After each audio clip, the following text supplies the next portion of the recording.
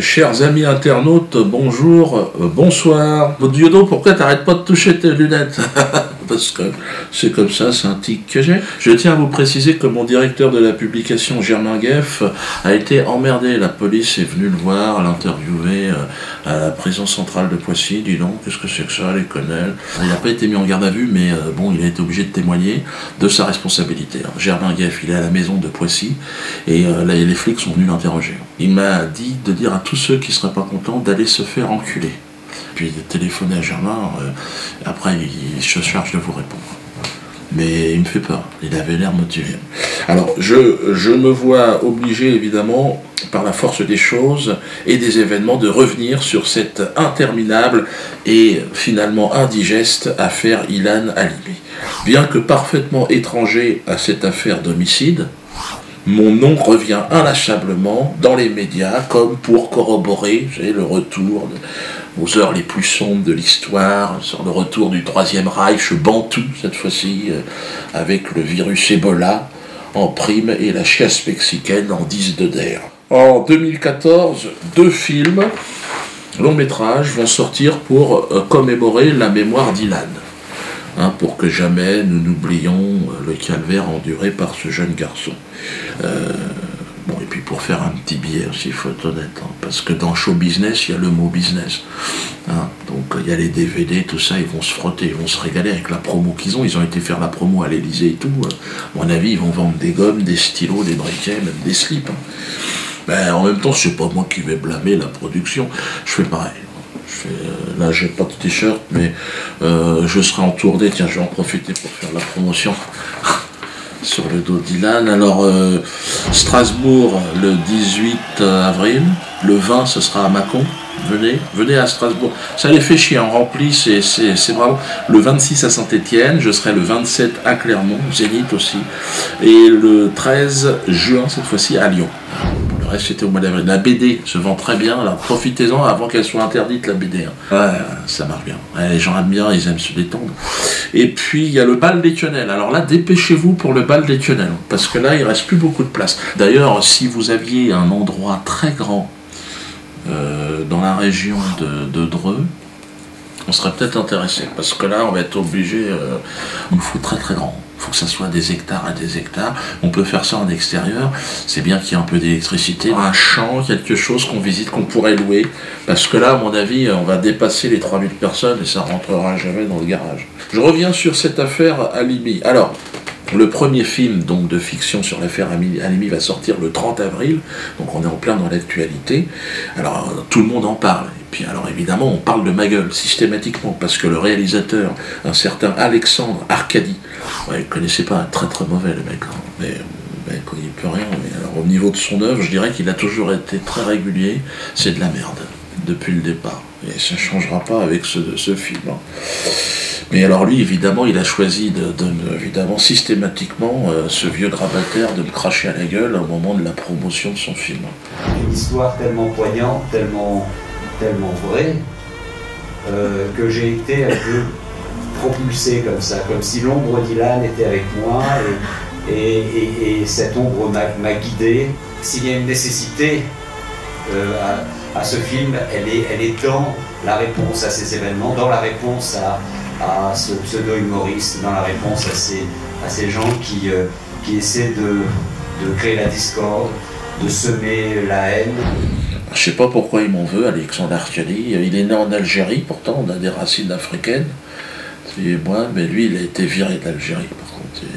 Et sa famille, on leur a dit foutez quoi. Je sais pas ce qu'ils ont fait, ils ont peut-être dérobé des choses, on ne sait pas. Moi, je sais pas apporter des accusations sur quelqu'un quand je ne sais pas ce qu'il a fait. Mais ils ont été obligés de se tirer, et ils ne retournent plus.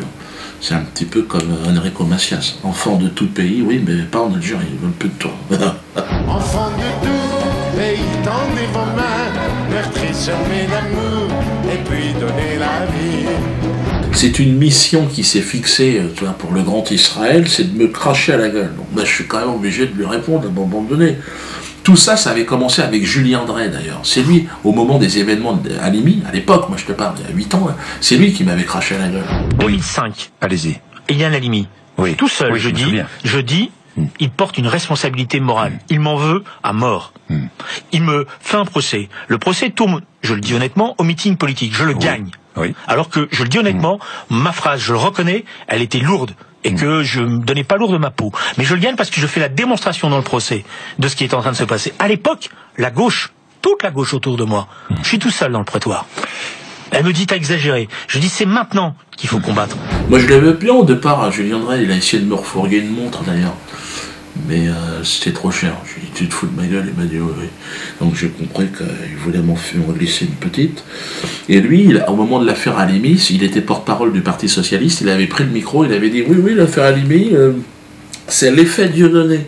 Ouais, je lui ai dit ferme-la, t'es fou toi. Donc on a été voir un juge, et puis le juge m'a dit écoute, bon, Julien, on se connaît, on fait partie de la même loge, bon, je connais très très bien sa famille. On va faire comme ça. Donc il a été relaxé. Ah, t'es trop fort.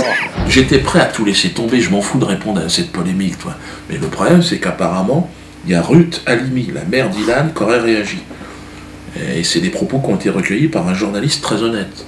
Irréprochable, mec, il a peut-être pas la carte, mais bon, tu l'entends un petit peu raconter tout et n'importe quoi. Et alors Ruth lui aurait dit à ce journaliste, qui est dans toutes les bonnes confidences, que j'aurais, moi, Dieudonné, le sang de son fils sur la conscience. Qu'est-ce que c'est que ces conneries? Bon, je sais pas si c'est vrai, hein, mais bon, écoutez l'autre. Regardez le regard qu'il a. Alors Ilan Halimi, c'est cette femme qui est une femme douce, qui est une femme cultivée, qui est une femme qui a beaucoup d'amour pour les gens.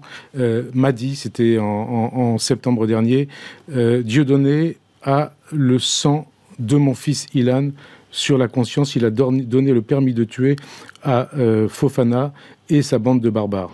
Alors là, Ruth, je suis obligé de réagir. Je pense que tu t'es laissé entraîner dans une sorte de logique qui voudrait que je sois, moi, Dieudonné, responsable de tout sur cette planète. Et pourquoi pas de réchauffement climatique. Attendez, ça suffit, Ruth. Je veux dire, moi, je n'ai absolument pas à avoir la mort de ton fils sur la conscience. Qu'est-ce que c'est que cette histoire? On ne se connaît pas, Ruth. Je t'ai jamais vu. J'ai jamais vu Ilan, je ne vous connais pas. Alors, tout ça n'a absolument aucun sens. Moi, je pense que tu as vécu un choc psychologique extrêmement brutal. Et ça, j'imagine. Je ne peux même pas l'imaginer, j'imagine. Mais moi, je suis un humoriste, Ruth Halimi.